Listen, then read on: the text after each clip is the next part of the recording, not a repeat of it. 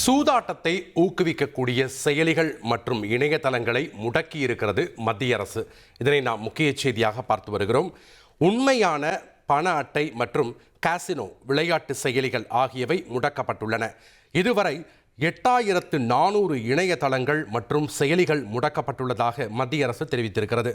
மேலும் பெரும்பாலான செயலிகள் ஆன்லைன் கேமிங் சட்டம் அமல்படுத்தப்பட்ட பின்னரே முடக்கப்பட்டுள்ளது குறிப்பிடத்தக்கது. இதனை நாம் முக்கிய செய்தியாக பார்த்து வருகிறோம். தற்போது சூதாட்டத்தை ஊக்குவிக்கக்கூடிய 300 இணையதளங்கள் மற்றும் செயலிகளை மத்திய அரசு முடக்கியிருக்கிறது. இதனை நாம் முக்கிய செய்தியாக பார்த்து வருகிறோம்.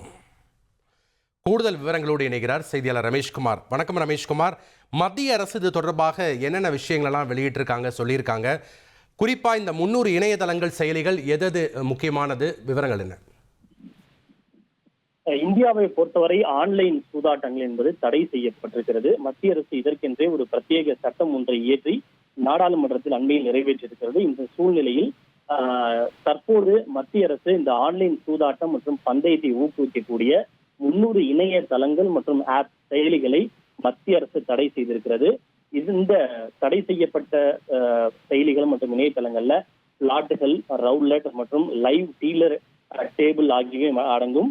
இது தவிர ஒருவருக்கொருவர் நேரடியாக பந்தயம் கட்டக்கூடிய சந்தைகளை போல இயங்கக்கூடிய பந்தய பரிமாற்ற தளங்கள், சத்தா மட்கா போன்ற சூதாட்ட நெட்வொர்க்குகள், இதையெல்லாம் சூதாட்ட நெட்வொர்க்குகள் மிக பிரபலமாக இருக்கக்கூடிய சூதாட்ட நெட்வொர்க்குகள், சத்தா மட்கா என்று சொல்லப்படுவை போன்றவையும் மத்திய அரசு தடை செய்திருக்கிறது.